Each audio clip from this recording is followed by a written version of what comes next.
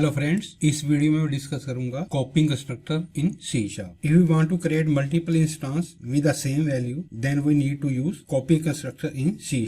तो इस केस में हम क्या करते हैं, हम जो क्लास का ऑब्जेक्ट होता है उसको सेंड कर देते हैं एज ए पैरामीटर। तो हमें बार बार उसकी वैल्यू जो पैरामीटर की होती है वो लिखनी नहीं पड़ती। फॉर एग्जाम्पल मैं यहाँ पे जाता हूँ, इसको मैं कॉपी कर लेता हूँ,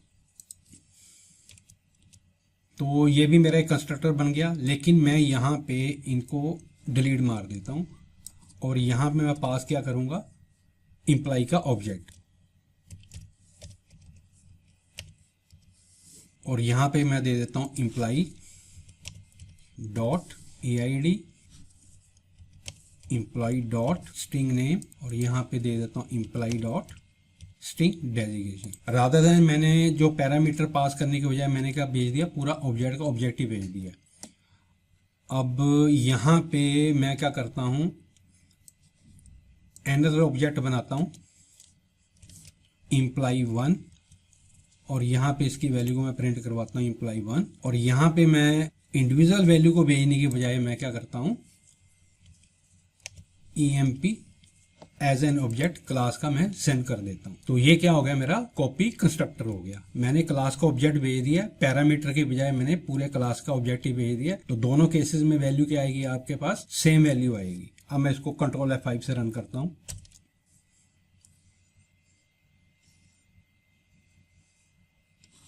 तो EID मेरे को 1 दे दिया, स्ट्रिंग ने मेरे को राजकुमार दे दिया, डेजिग्नेशन मेरे को मैनेजर दे दिया।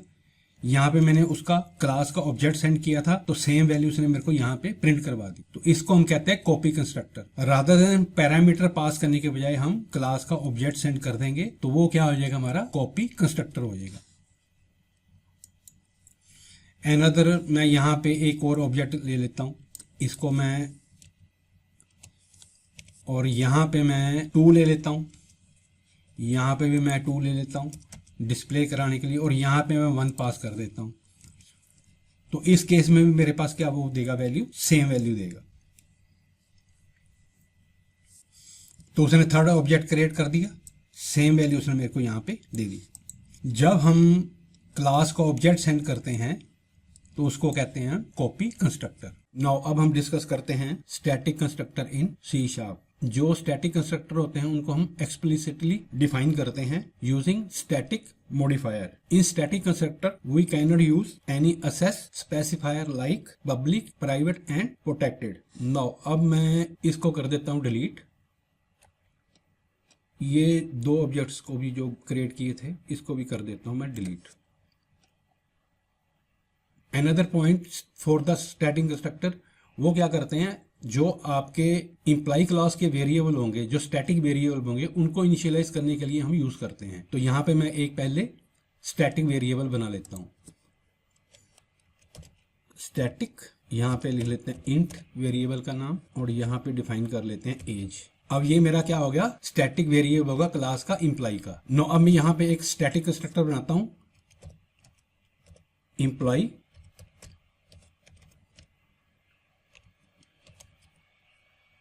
और यहाँ पे मैं एज की वैल्यू को इनिशियलाइज करता हूं। तो वो कैसे असेस होगा, EMPLOY एम्प्लॉय डॉट एज, यहाँ पे मैं दे देता हूं 25, और यहाँ पे मैं उसको प्रिंट करवा देता हूं ब्रैकेट स्टैटिक कंस्ट्रक्टर कॉल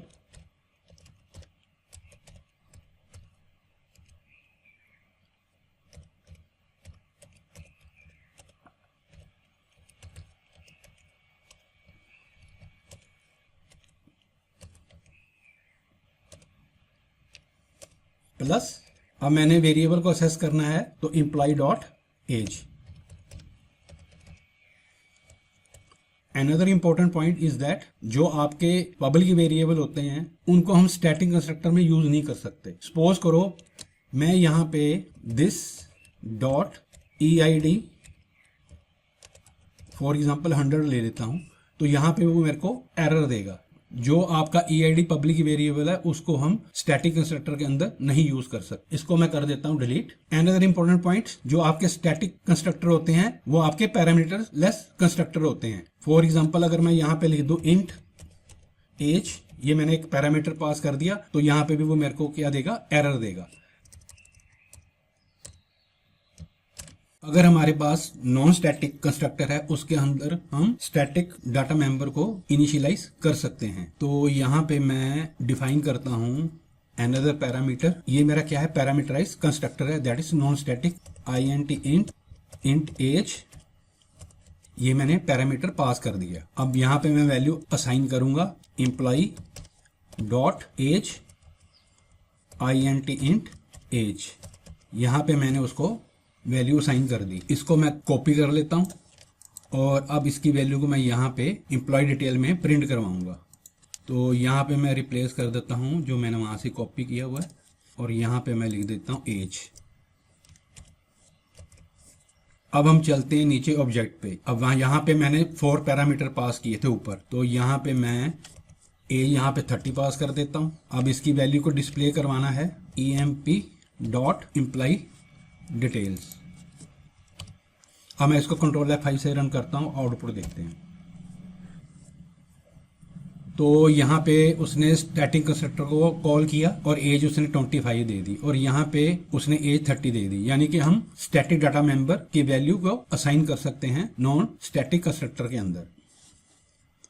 मैं इसका एक और ऑब्जेक्ट बनाता हूं, इसको मैं कर लेता हूं कॉपी, यहाँ पे कर देते हैं पेस्ट। ये मेरा सेकंड ऑब्जेक्ट हो गया, इसका नाम रख देता हूँ 1, इसकी वैल्यू प्रिंट करानी है 1। यहाँ पे मैं दे देता हूँ 2, यहाँ पे मैं दे देता हूँ राम, और यहाँ पे दे देता हूँ IT मैनेजर, और यहाँ पे मैं पास कर देता हूँ वैल्यू 35। अब मैं दोबारा इसको कंट्रोल F5 से रन करता हूँ, तो इसने EID2 दे दिया और यहाँ पे वैल्यू चेंज कर दी, एज उसने 35 दे दी। जो सबसे इंपॉर्टेंट पॉइंट है, जो आपके स्टैटिक कंस्ट्रक्टर होते हैं, जैसे ही आपकी क्लास लोड होती है वो तभी एग्जीक्यूट हो जाते हैं और वन टाइम ही वो रन होते हैं। So important point two remember for static constructor is that जो आपका स्टैटिक कंस्ट्रक्टर होता है वो क्लास में एक ही बार डिफाइन होता है, और वो जो होता है वो आपका हमेशा पैरामीटर लेस कंस्ट्रक्टर ही होता है। जो स्टैटिक कंस्ट्रक्टर होते हैं, जो क्लास के आपके स्टैटिक वेरिएबल होते हैं, उनकी वैल्यू को इनिशियलाइज करने के लिए हम यूज करते हैं। स्टैटिक कंस्ट्रक्टर में हम कभी भी access specifier like public, private और प्रोटेक्टेड नहीं यूज कर सकते। Static constructor invoke only once when a class is loading. अगर आपकी क्लास स्टैटिक है, then we can not create an object for that class. No, अब हम डिस्कस करते हैं प्राइवेट कंस्ट्रक्टर इन C#। तो सबसे इंपॉर्टेंट पॉइंट तो ये है, अगर आपने क्लास के अंदर प्राइवेट कंस्ट्रक्टर डिफाइन कर रखा है और आपके पास अदर पब्लिक कंस्ट्रक्टर हैं, then we create the object for that class. यहाँ पे मैं स्टैटिक की जगह लिख देता हूँ प्राइवेट, तो ये आपका प्राइवेट कंस्ट्रक्टर बन गया। तो यहाँ पे भी लिख देता हूँ प्राइवेट कंस्ट्रक्टर कॉल्ड, और इसको कर देते हैं डिलीट। नाउ अब हमारे पास क्लास के अंदर अदर कंस्ट्रक्टर भी हैं जो पब्लिक हैं, और उसके अंदर आर्गुमेंट भी हमने पास कर रखे हैं। अगर मैं इसको कॉल करूंगा तो वो इसका ऑब्जेक्ट क्रिएट कर देगा। यहाँ पे मैं इसको डिलीट कर देता हूँ एज। नाउ अब मैं इसको कंट्रोल F5 से रन करता हूँ, इसके आउटपुट देखते हैं।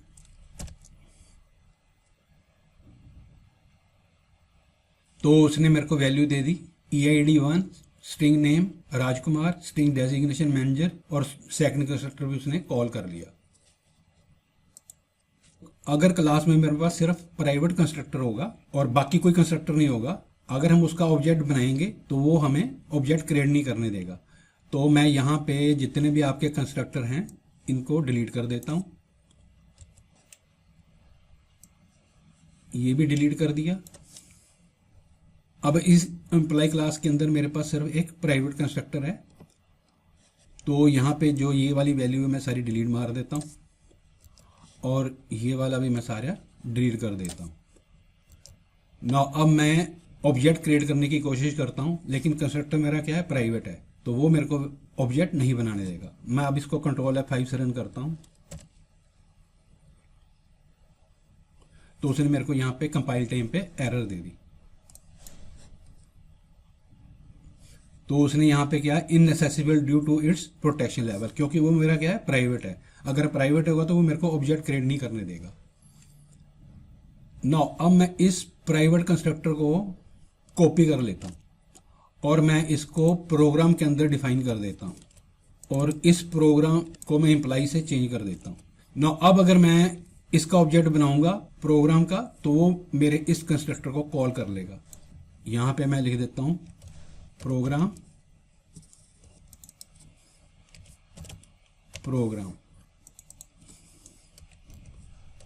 अब मैं इसको कंट्रोल F5 से रन करता हूं तो ये मेरे को प्रिंट कर देगा प्राइवेट कंस्ट्रक्टर कॉल्ड। तो यहां पे उसने मेरे को प्रिंट कर दिया प्राइवेट कंस्ट्रक्टर कॉल्ड।